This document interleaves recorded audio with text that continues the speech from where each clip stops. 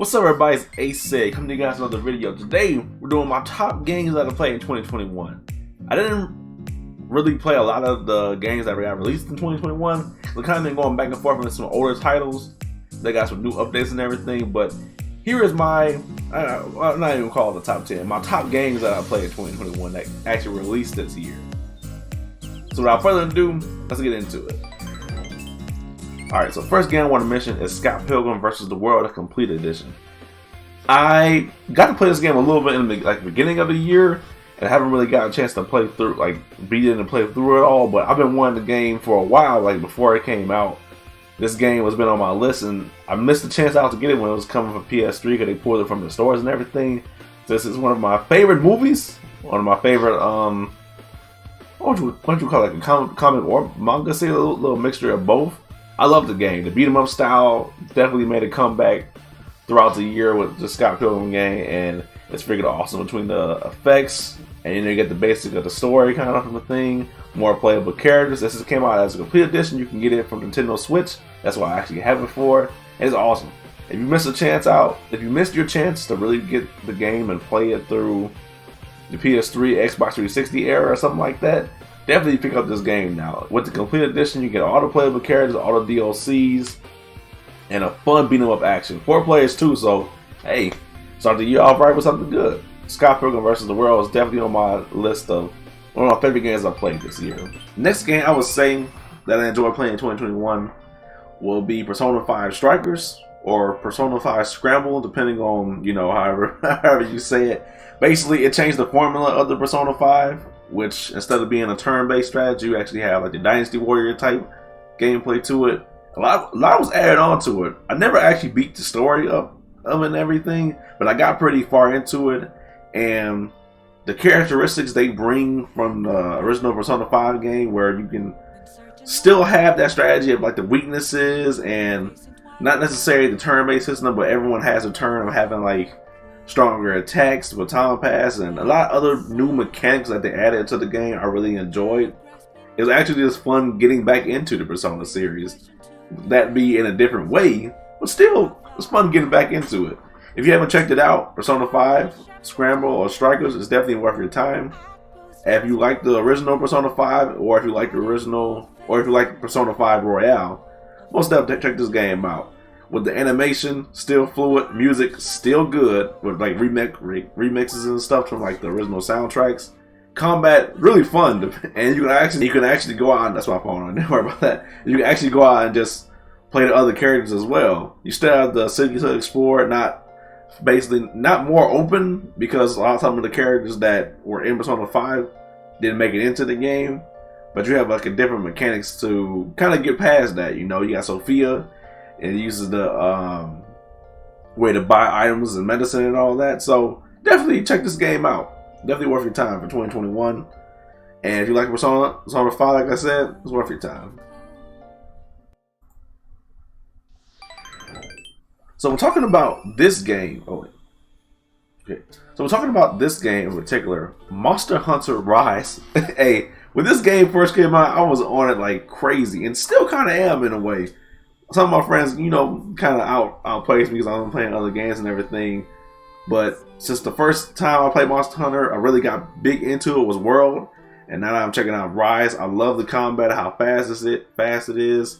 It is missing some features, I think, from World and everything. But between the pacing of you hunting and, just having another Monster Hunter game for this at home and everything for the Switch, it's really fun. It's really fun. I really got into it. You having a Palico and a Palamute into it. The dog and cat is your thing, and the armor sets. All the armor sets are still really cool. And with the wire bug mechanics, and you flipping and dipping all over the place and freaking going across with different moves and stuff. And some moves have now actually went into the wire bug system and integrated that way. And you get to ride the monsters and everything. I really enjoyed it, and the hub world of Kimura Village is actually so cool to be in. You get to flip with them, and the village itself was really nice. The aesthetic of it is really what drew me to Monster Hunter Monster Hunter Rise, I was saying. But yeah, I did actually a review video for Monster Hunter Rise. So go check that out after this if you want to see my official full thoughts into it. I'm just telling you that this is one of the games I really enjoyed in 2021, and I'm looking forward to what Monster Hunter Rise can do for DLC in the coming future the next year. So hopefully I'll be posting content on that. If not, you always check out my streams and stuff. Maybe be looking out for that. Great game in 2021.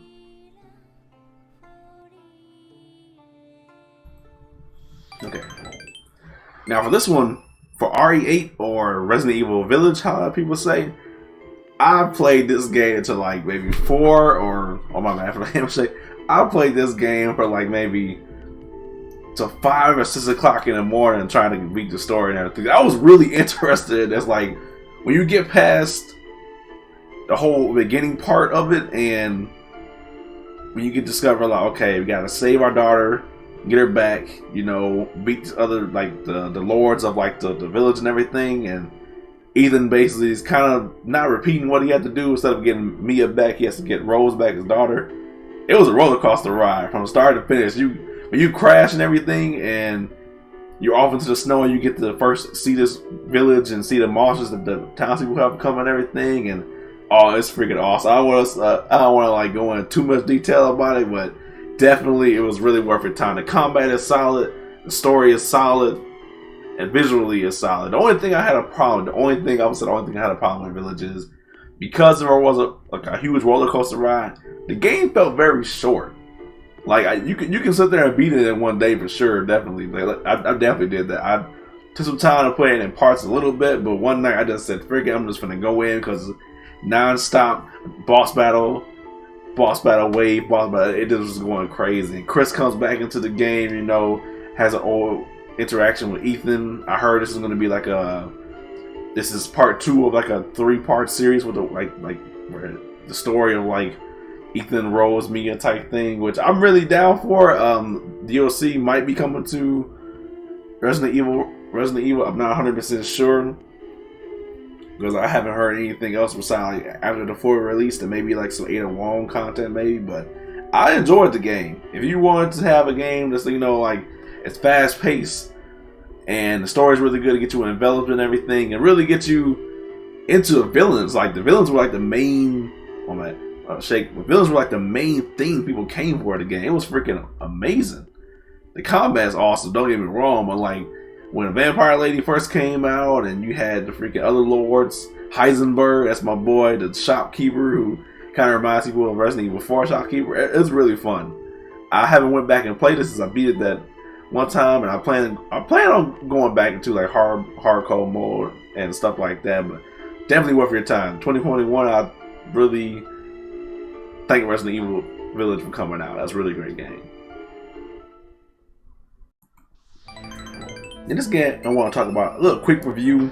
It's Death's Door, a little indie game I've been playing. I recently just finished the game itself. I didn't get the true ending, but between the game's combat, visual style, and world building to it, where you basically are like a Grim Reaper, playing as a little crow, trying to basically to get the souls and stuff. What Reapers actually do and everything. But I like the game a lot.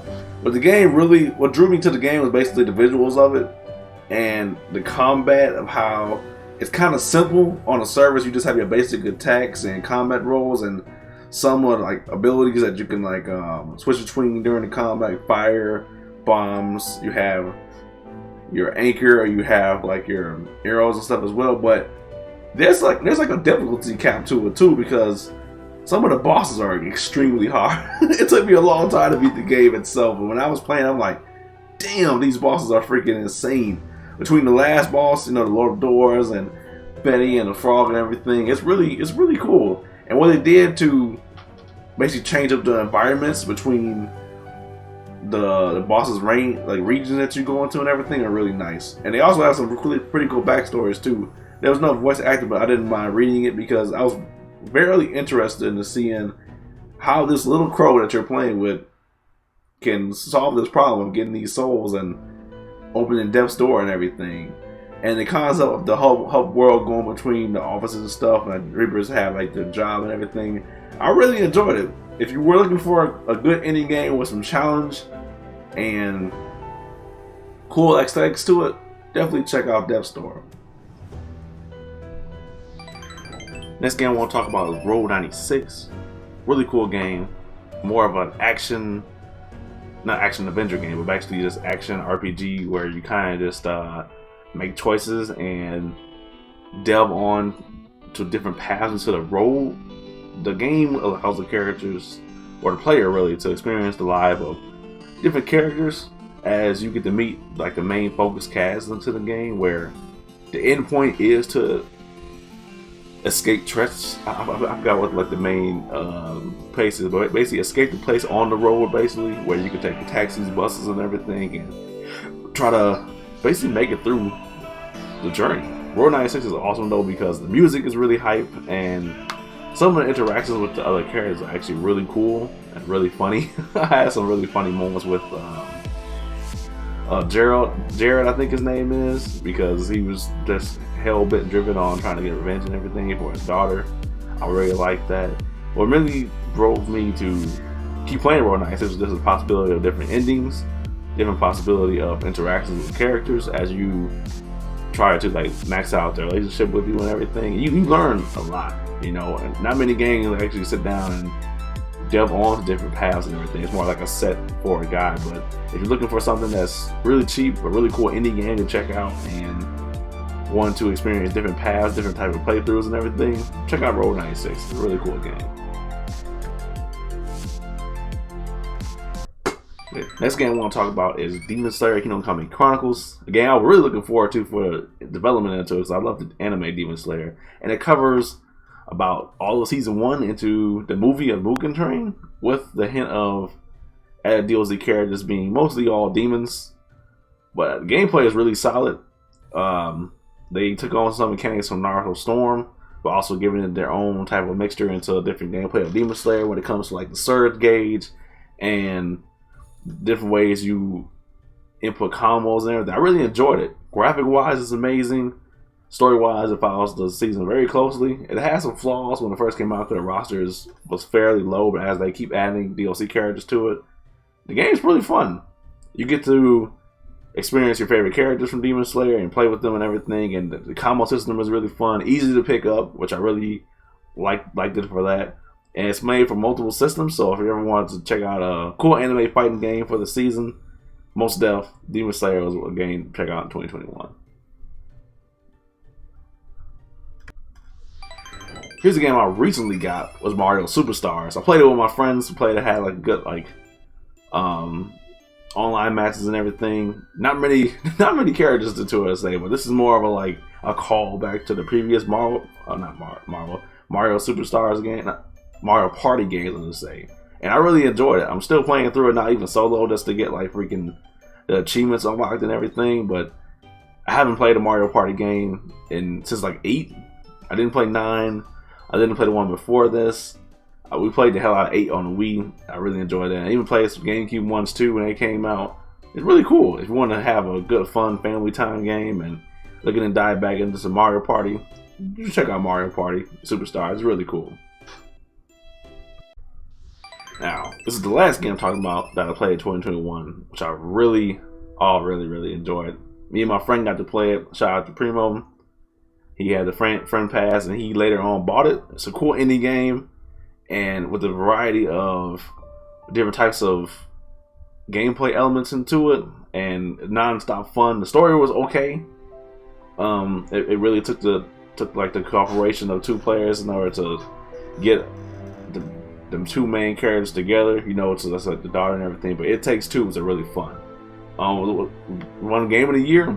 I'm not surprised that game had an amazing feel to it every time you play. Different levels.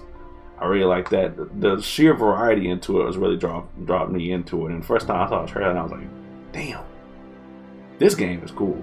So if you guys want like a quick co-op game you can do, and it's an indie title, so support the indies. It's like maybe like $30 or something right now. Really good. I mean, you can, as soon as you play with your other, or just have a friends over and everything, oh yeah, you can tell why I won Game of the Year. But that's my list so far for, well, I'm not gonna say so far. That's my list of the games I played in 2021 that came out in 2021 and I actually enjoyed. If you like the channel, and feel free to look up my other game reviews and everything. I'm still working on some other videos in due time. But yeah, that's my list. See you guys next time. Ace out.